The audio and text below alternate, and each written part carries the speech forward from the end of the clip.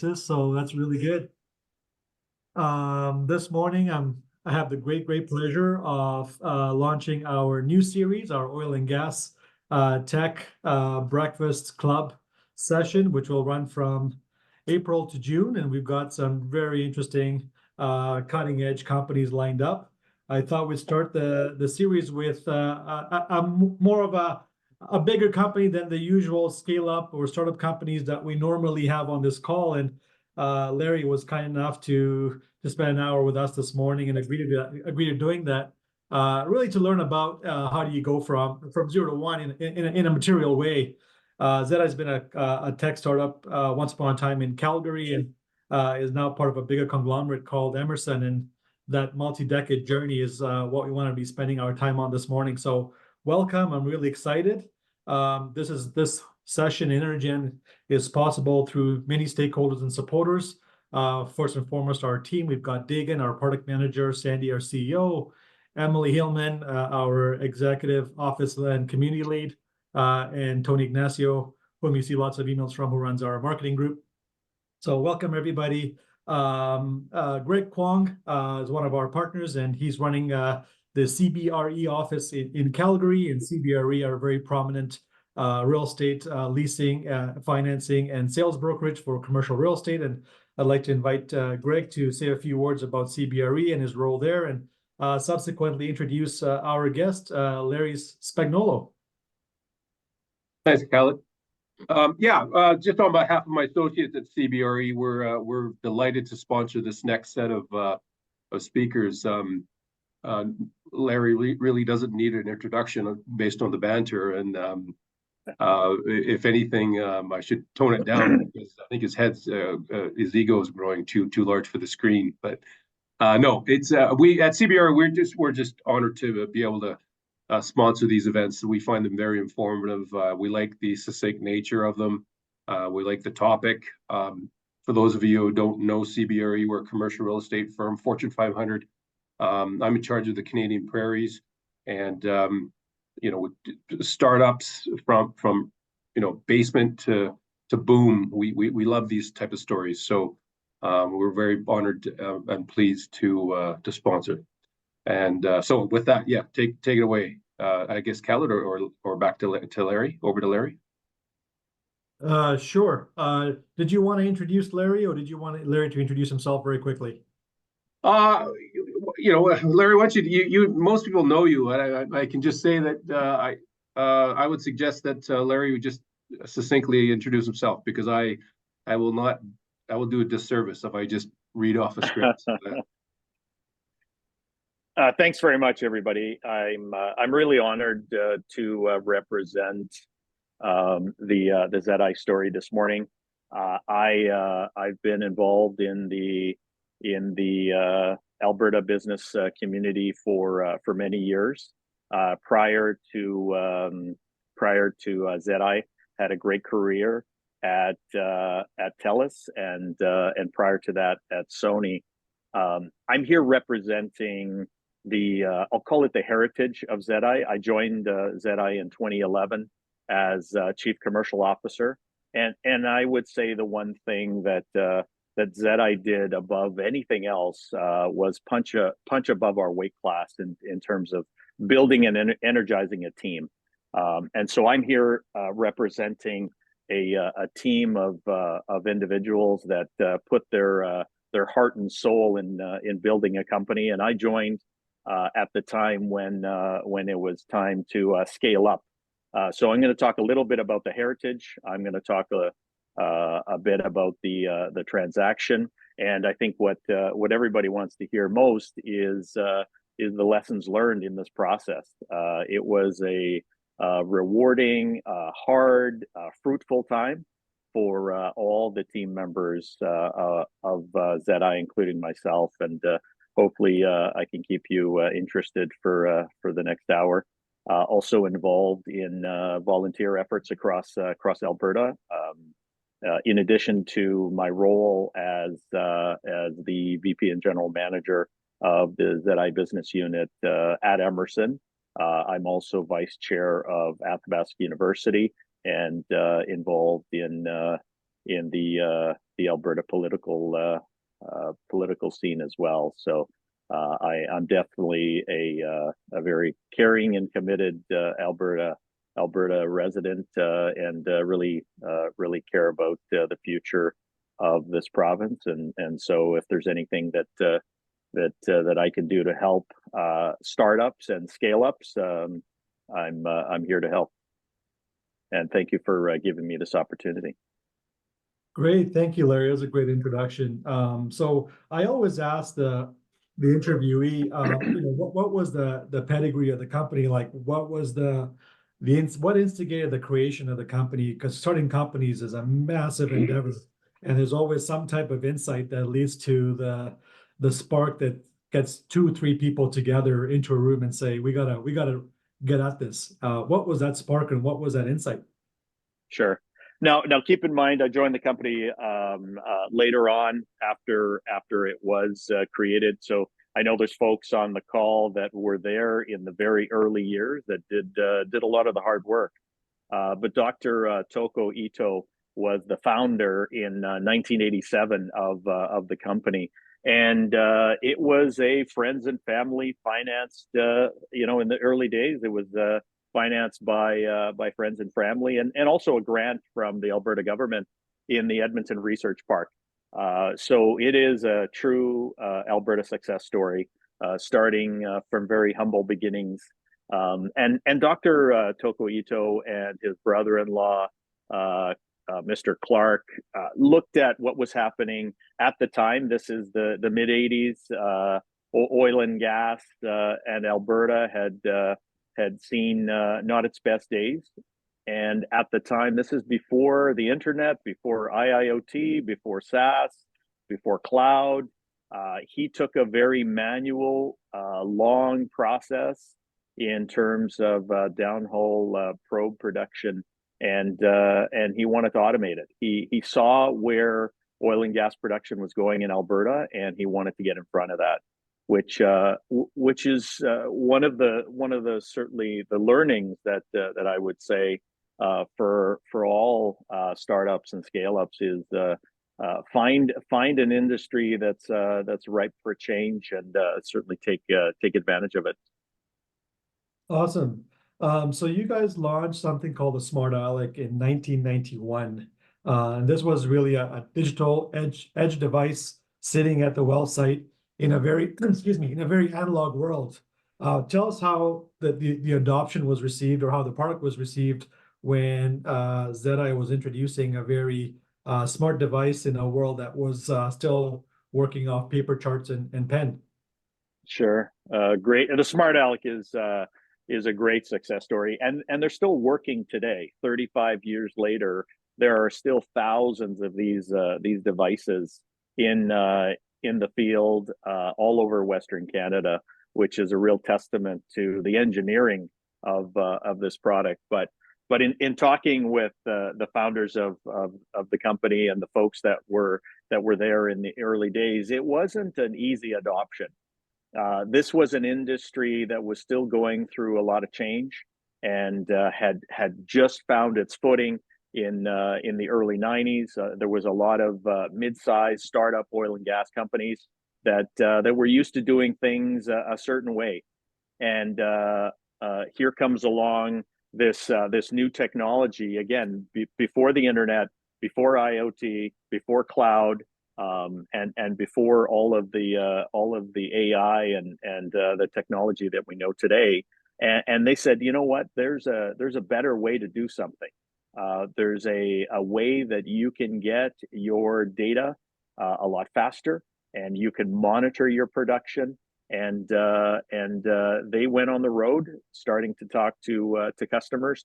If you talk to some of the early team members, they'll tell you that they poured almost every ounce of capital, every ounce of cash that the company had into developing this Smart Alec, and almost didn't make it until they found one customer that was an early adopter, and that first order from this one customer helped to propel the organization into what it is today. and then obviously allowed us to transition into an acquisition with Emerson.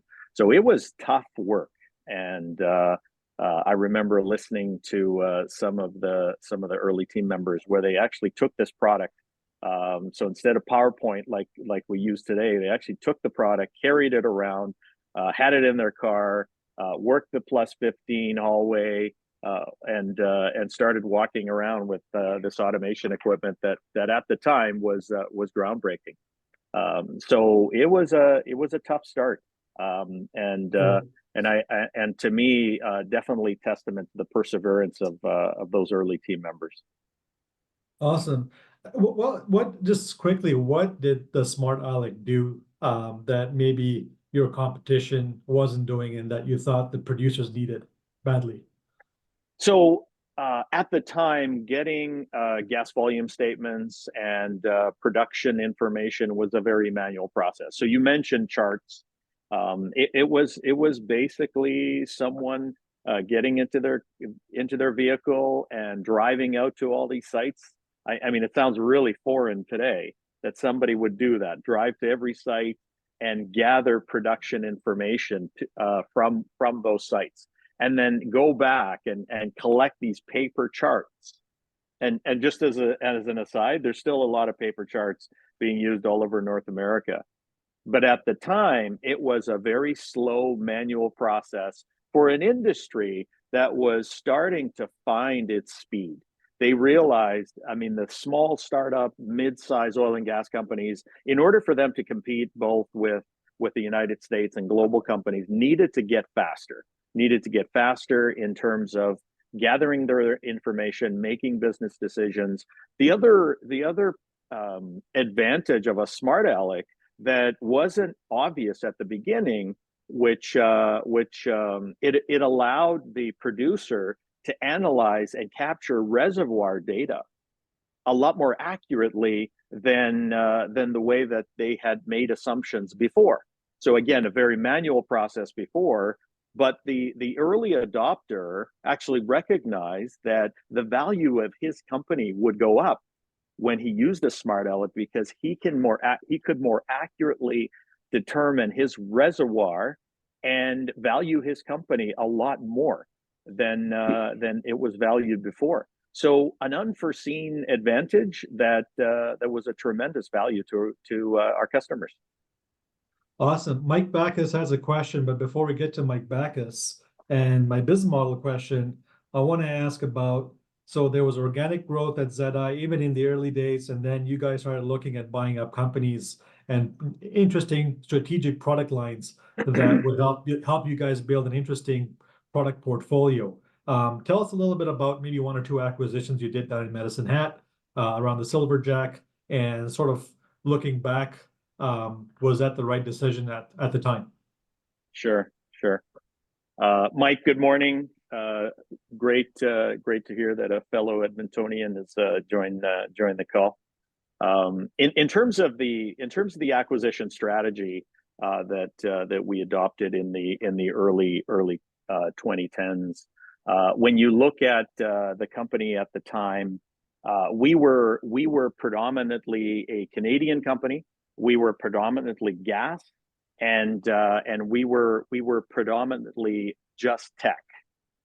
And so we thought that in order for us to grow, we needed to take on a strategy of surrounding the well, and as opposed to just adopting one particular function. We wanted to give a customer a holistic value proposition around the well. And so we adopted that strategy, which then led to us diversifying outside of Canada, and it led to diversifying outside of just gas. And so we needed to get better at oil. So I'll call it, the company needed to get more oily in order to get more diversified as an organization. And we also realized that there was a big opportunity in the US. And so what we started doing in 2010, 2011 was we acquired a US company because we tried organically to grow the U.S. market, just didn't work. So we bought a U.S. field services company. One of my colleagues went down there, Clem Gadet, who's on the call. He went down as the president of our U.S. operations. He probably ate more crawfish at that time than he's ever done in his whole life, but did a great job for us there. And then on the oily side, we adopted a technology that was a hydraulic pump jack to learn the oil business. It wasn't intended to sell pump jacks. It was intended to learn the oil business and what oil customers wanted from their technology. We applied a very unique proposition where we would only sell the hydraulic pump jack if it was connected to our platform.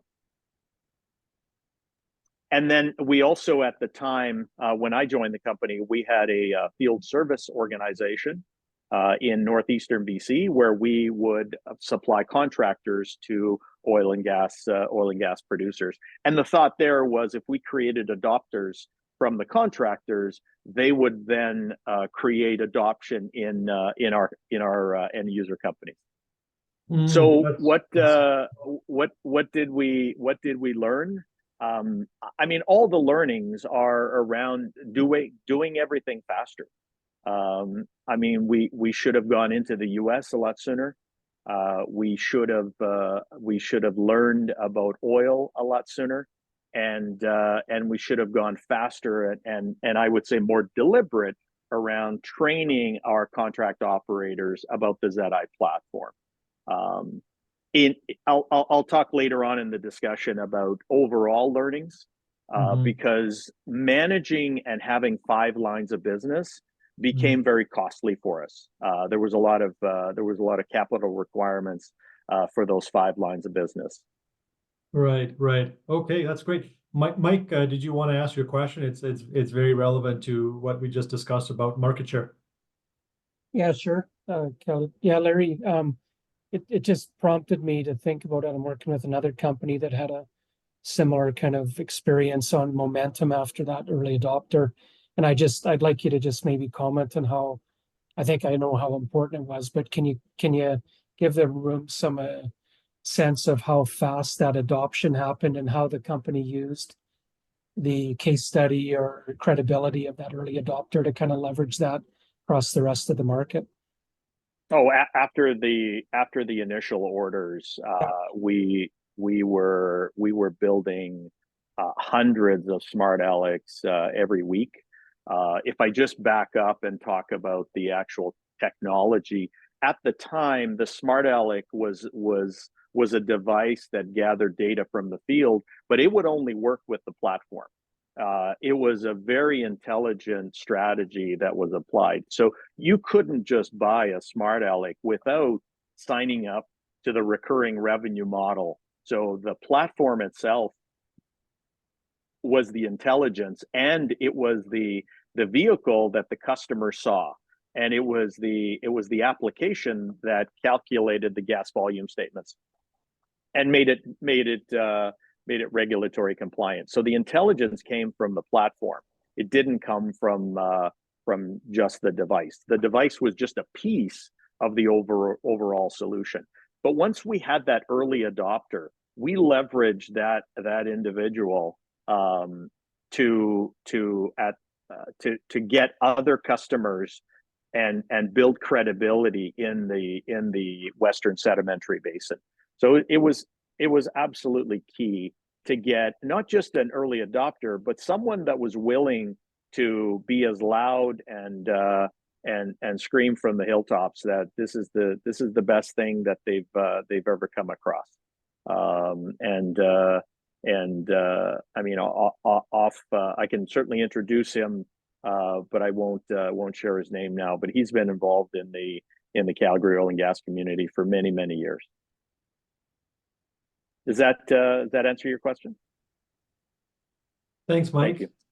Yeah. James Freeman is that a question or a comment? I can't read fast enough. James, if you want to come on. It's just building on Larry's excellent answer and just kind of framing it in sort of coach speak for early stage companies, where you may have good product customer fit early on, and how do you then repeat that to get to product market fit? And one of the things I admire about our strategy was we knew exactly which segments on the gas producing side of the business would write a check and which ones wouldn't. And we were laser focused on typically the smaller producers that valued the business model we presented.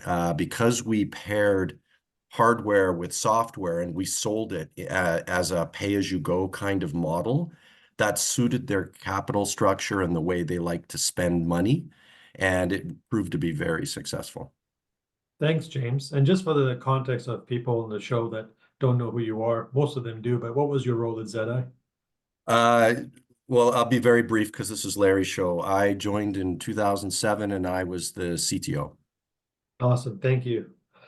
Larry, so we've gone far and wide on Zedi very quickly, but just to summarize, what was your business model? We heard about 5 lines of business over a couple of decades. How did that evolve? Like, where did you start and where did you end up? And what was the consolidation of the business model when you realized some of them should be not be lines of business anymore just because they're sucking too much money or not as profitable, et cetera? And how did you rationalize that? You know, it's actually an interesting journey, because Zedi started very much as a what you would classify today as a SaaS company with some hardware. Today, so after the journey of the 5 lines of business, we have ended up today as just a SaaS company. That from a hardware standpoint, we started by just connecting to one device, and our journey today is we connect to almost everything in the marketplace. Right. We have grown from thousands of sensors to millions of sensors on our platform worldwide. But today we focus primarily as just a SaaS organization, and that was a conscious effort by being part of Emerson. And when I look at all of the decisions that were made for really good reasons at the time, because there was a lot of opportunity in the oil and gas sector, and we wanted to capture much more market share. Our customers were looking at us as a trusted advisor, and so they said, well, it would be great if you guys could do this for us, you could do this for us, you could do that for us.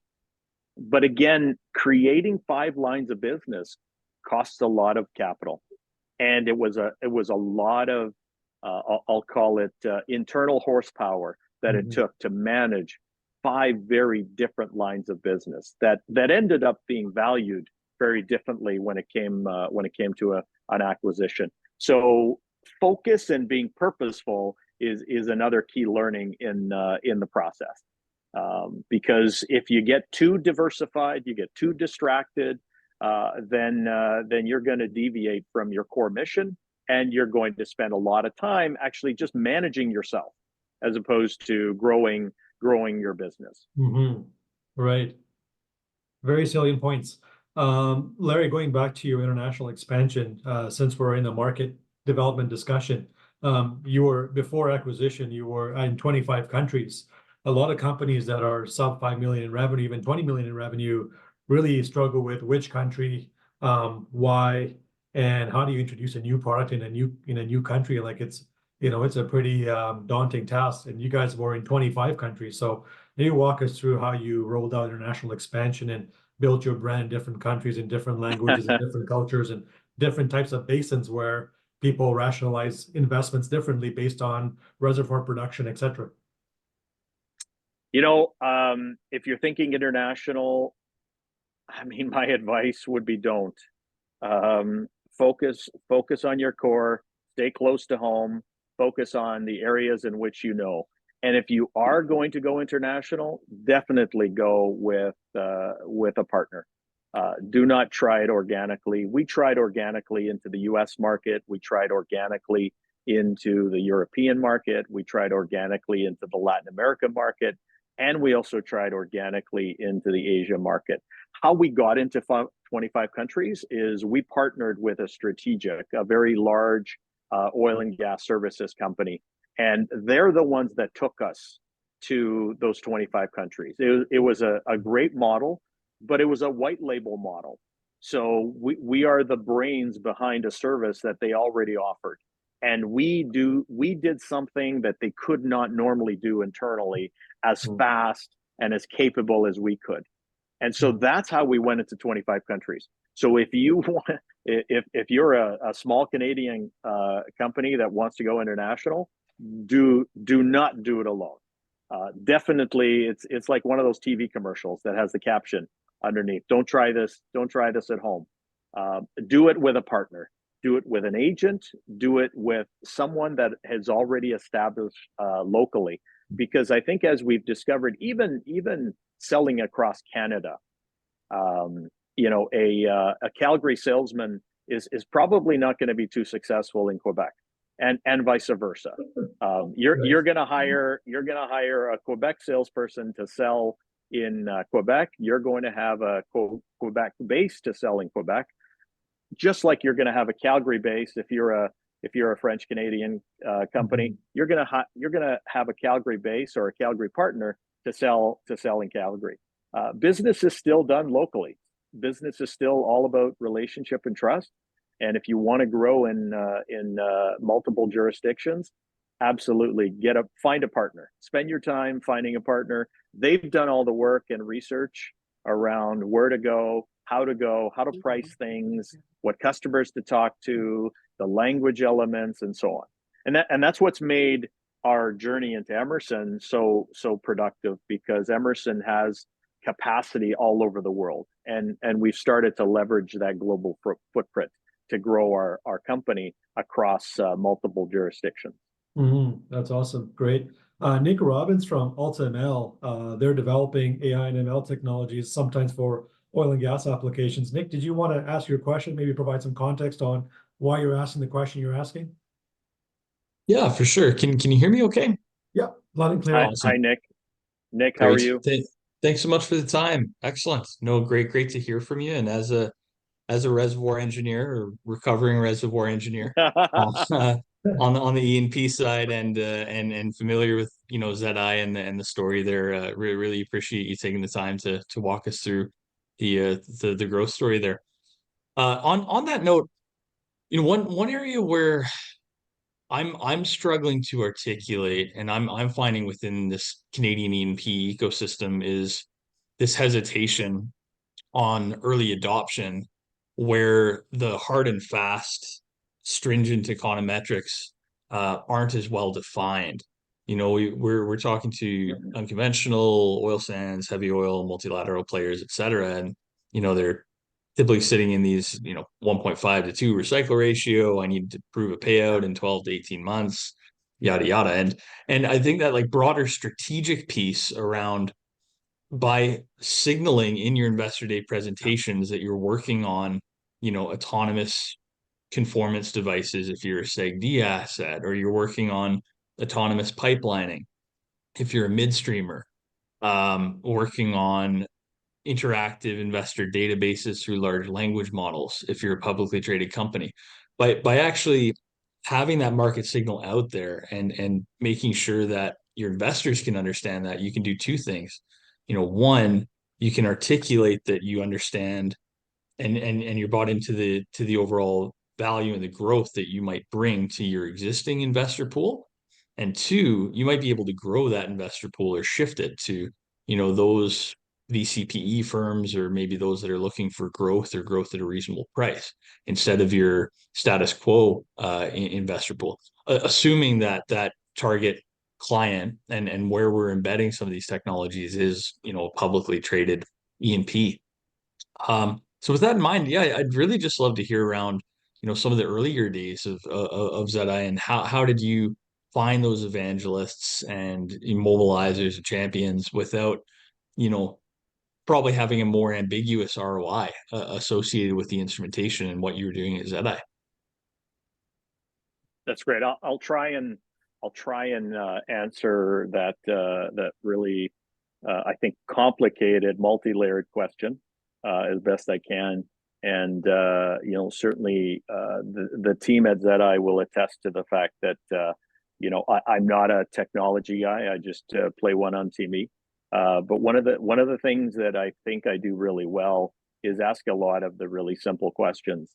And what's really important for startups or scale ups is to focus as much on the commercialization aspect as they do on the R&D, on the research and development. So why would somebody pay for what you're doing? What value will it apply?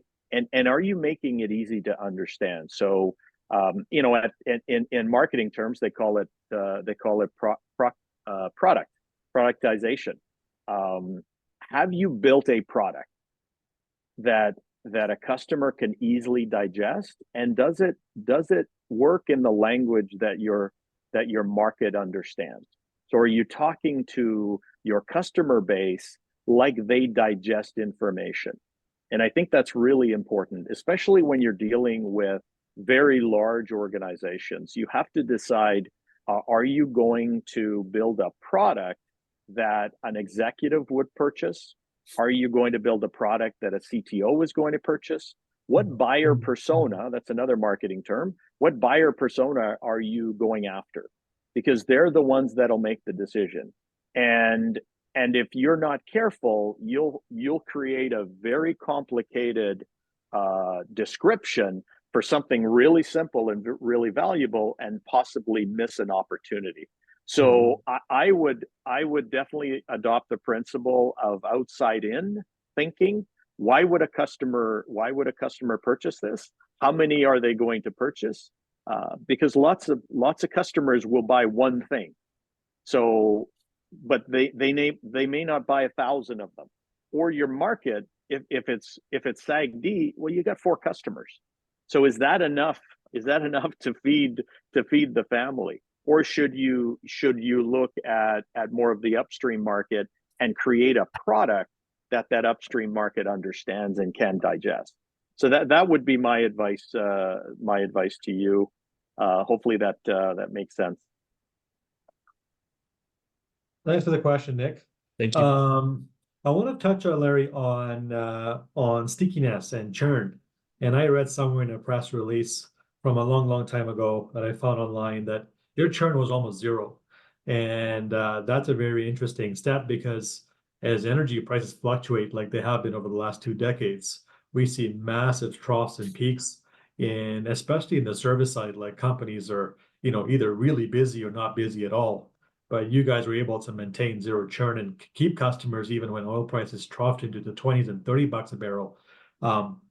I think we know why, but maybe you want to talk about why you were sticky and why customers didn't dump your product, hardware and software, when things got rough for them. Because that's the first thing they do, is they dump product that's not driving the business. But in this case, they didn't dump you guys. So maybe some context around that would be very helpful in knowing how to navigate all these ebbs and flows and gyrations in commodity prices. Sure. When you look at Zedi's core and the Zedi Access application, that's our core product that a customer will be using. It is very important to the daily work that a producer does. And the only time that a customer would stop using that service on that particular asset or that particular well is when they shut it in. And shutting it in is a pretty major decision, because it's a very expensive proposition.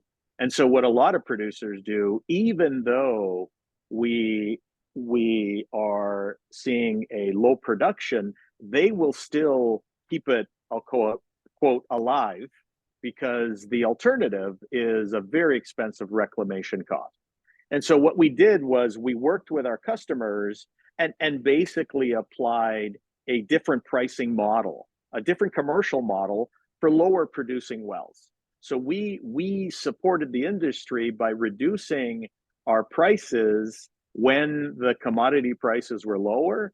And then, of course, and we were careful to make sure that our customers didn't forget that we supported them when they needed us, and we expect the same support when we needed them. Wow. When we had the crash of 2015, we applied a program called the Service Promise Program, and we saw very, very little churn. I think at that time when commodity prices crashed, all of the buyers went to the same seminar, and because they came out and said, you can drop your prices by 30, 40, 50%. Well, we beat them to the punch. We basically said for all of our equipment that you're using on our application, we will repair or replace free of charge.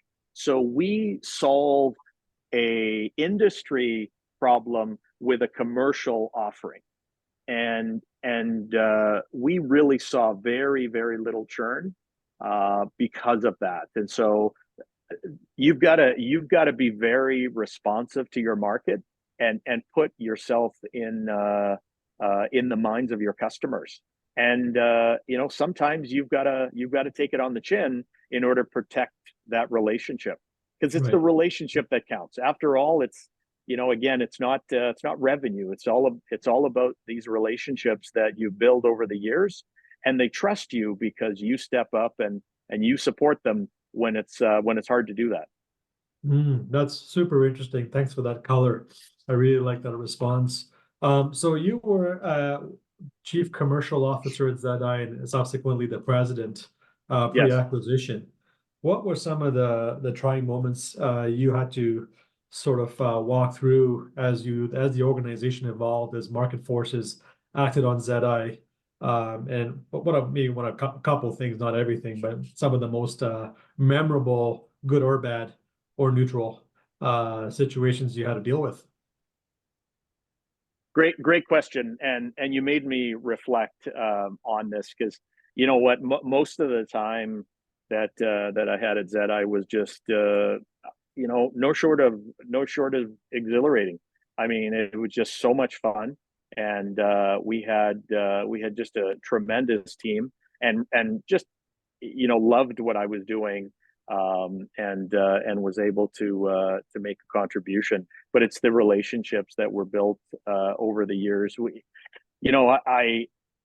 I know a lot of people use this term, but it was it was a very, very much a family feel, very much a community feel. Even though we grew to 450 employees, it was a very personal organization. So for the most part, I had a great time. But some of the tougher moments, I'll break them down. So we were public when I joined the organization, and that was a huge burden, because for the size of company we were, to be public in the market was a whole lot of wasted energy. And then we went private in 2014, and the company was owned a third by the management team, and a third by a strategic investor, and then a third by private investors.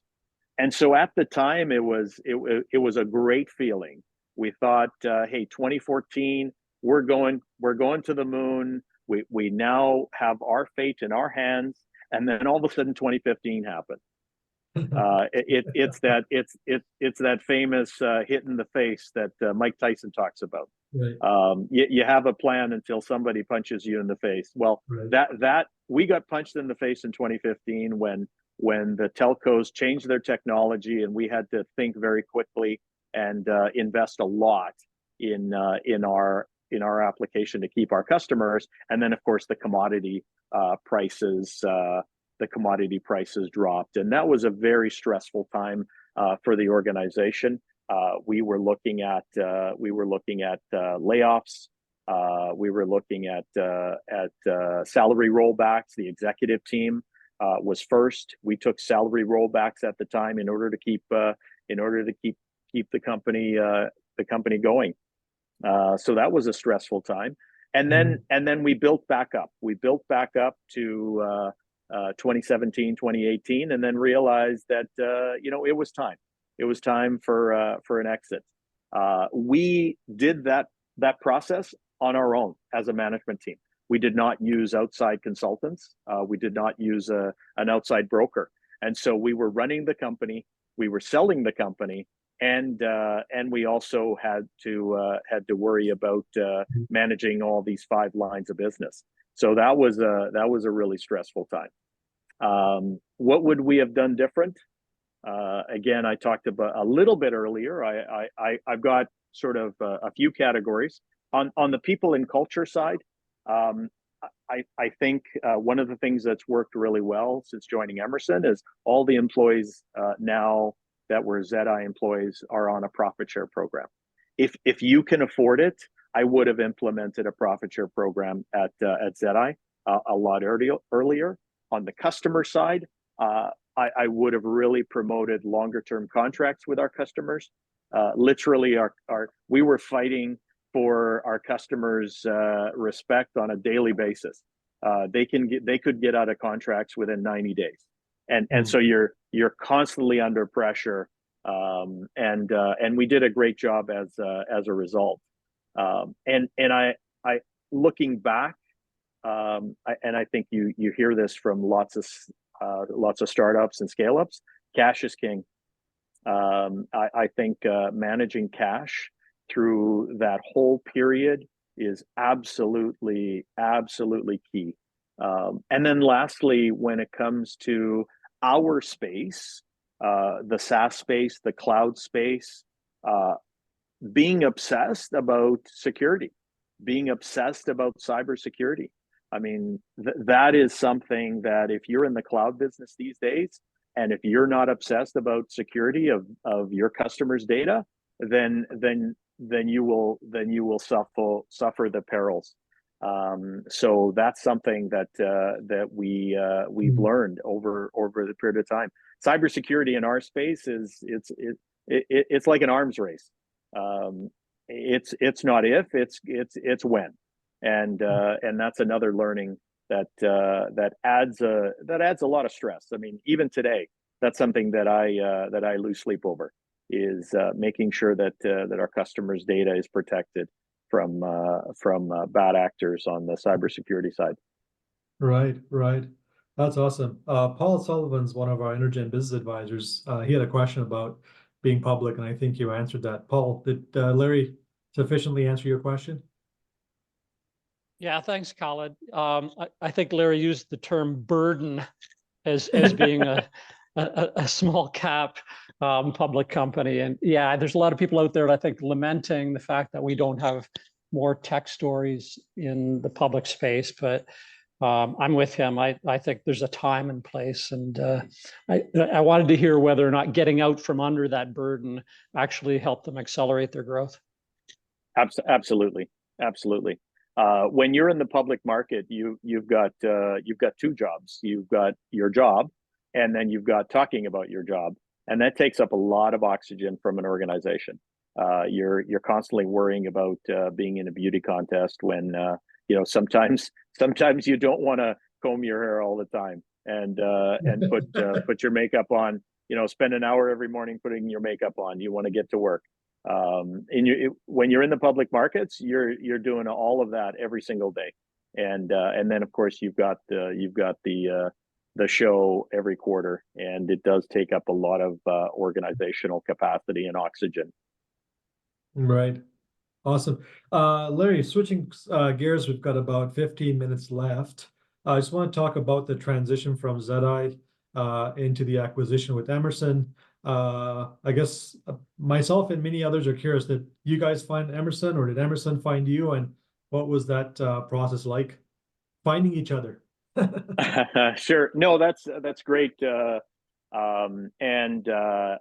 When we looked at where we were in 2017, 2018, and made the decision that it was time, we had actually Emerson was the 3rd attempt, and I would say it was a classic Goldilocks. The first one that we attempted was way too hard. We were new at it. I'm glad we went through the experience, but the mistake we made with the first attempt is we tried to sell the whole story to one customer or one buyer. So all 5 lines of business that were very diverse to one organization. And we learned the hard way that wasn't the right approach. The second one was a very novel approach using cryptocurrency, and it was going to be an initial coin offering from a Swiss company, and that one almost, I mean, it evaporated because it was too easy. I mean, it didn't feel like a natural sale.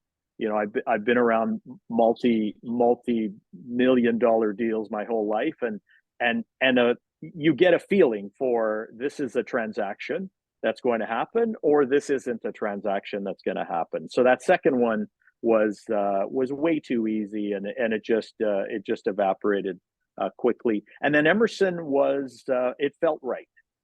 We had a cultural alignment with Emerson. We sold Emerson product for years through one of the Emerson impact partners at Spartan, and Spartan was the organization that actually introduced us into Emerson. I remember meeting with the president of Spartan in the spring of 2018, and he had asked me. We were talking about our overall partnership, and he had asked me, "Are you for sale?"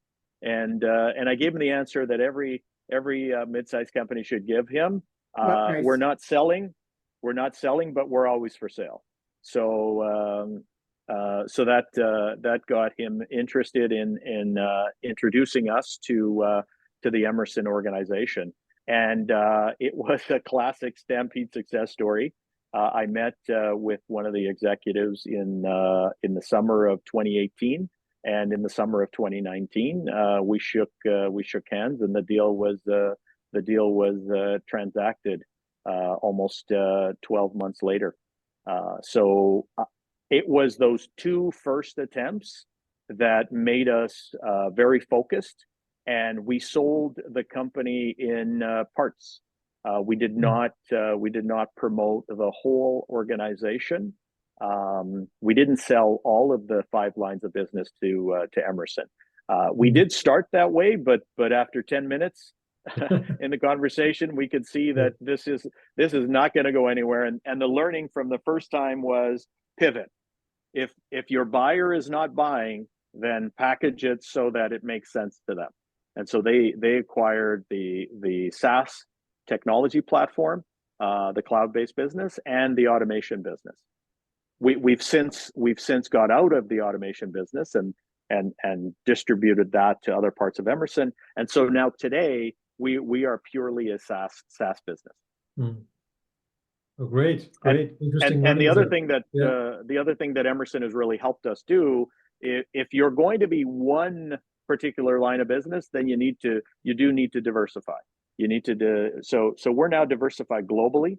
We're now diversified outside of upstream oil and gas. So a decent percentage of our business actually comes from outside of upstream oil and gas, and we're diversified from a technical standpoint as well. Very cool. Interesting how you got to get a deal done with Emerson in terms of the history. Everyone's dying to know, Larry, what drove the valuation and what held it back.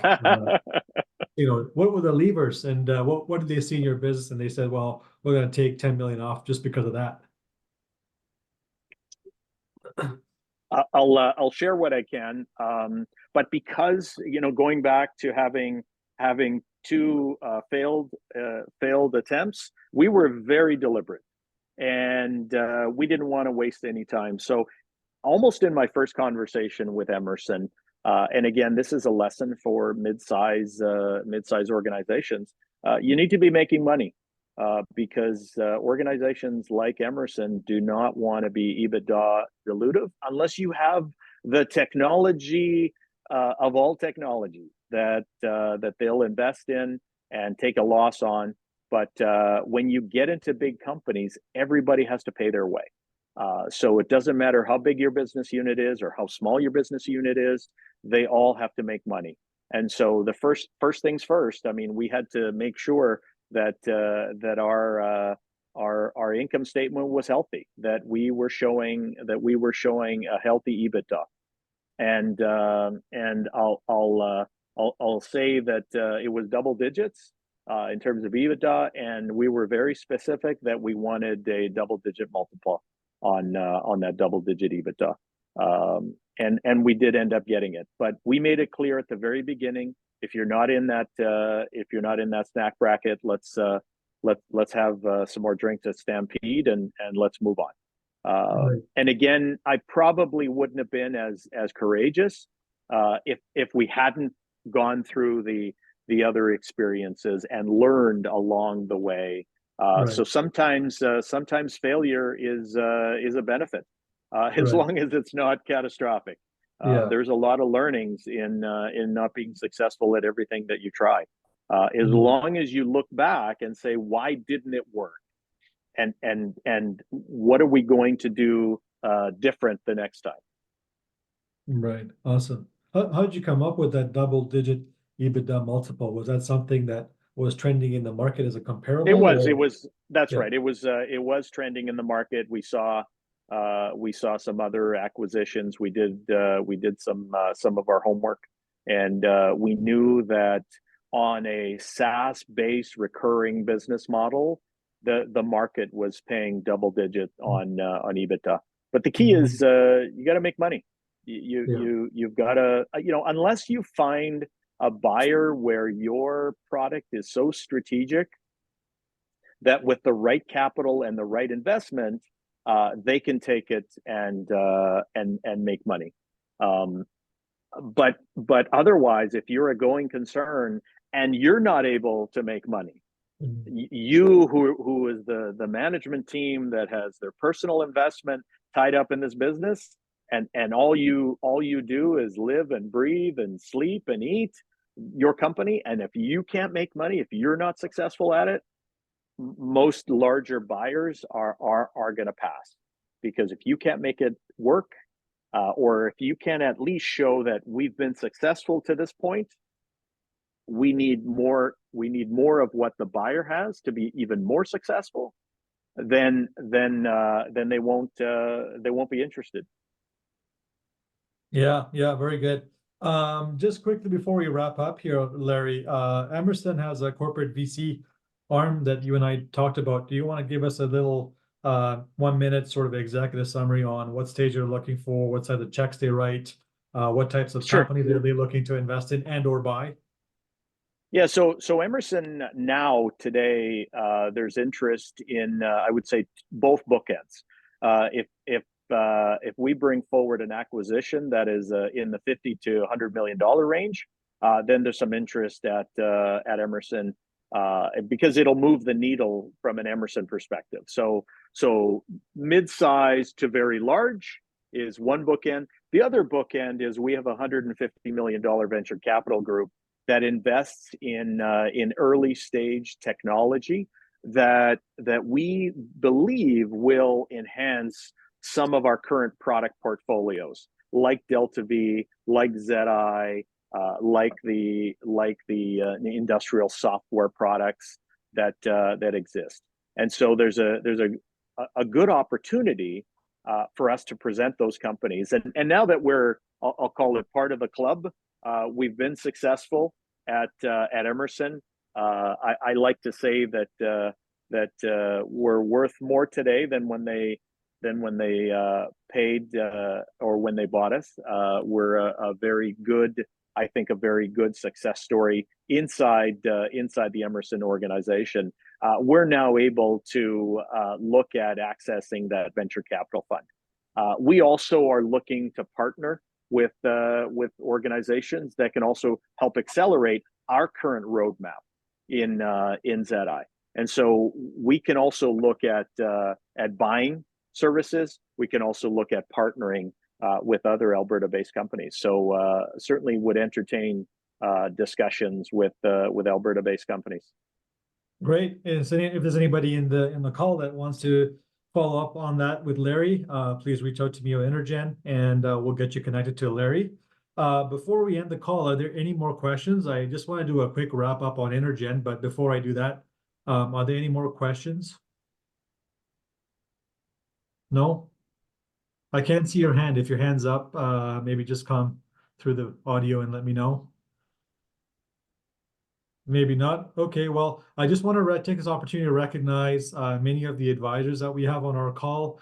I won't name them all, but there's a lot of Intergen business advisors that really give up their time to help advise companies and mentor them. We've got about 550 companies in the Intergen network and on our app, where we connect companies and many people like yourselves, so they can access all the knowledge and advice and ideas and support that they really so badly need to help drive their business. And so we're very thankful for that on behalf of Intergen. And obviously, Larry, thank you very much for your time. We couldn't do this without our sponsors and our supporters, Alberta Innovates, Prairie Scan, the City of Calgary through OSIF, RBC, and the Top 7 over 70. So thank you all very much. We have a couple more companies. The next one up is SensorUp, and then followed by an Alta ML portfolio company now bought by Spartan Controls called Blue Marvel. So we're in for a treat. Thank you, everybody, for your attention. Thank you for joining. Wine Wednesday is coming up on Wednesday, 5:30 p.m. at the Hyatt with Zezun. So see you all there. And until next time, have a good rest of the day. Thank you. Philippe, thanks very much for giving me this opportunity. Thank you, Larry, for taking Fantastic, the Larry. time. It was great. It was a fantastic call. Thanks, Larry. Thanks, Philippe.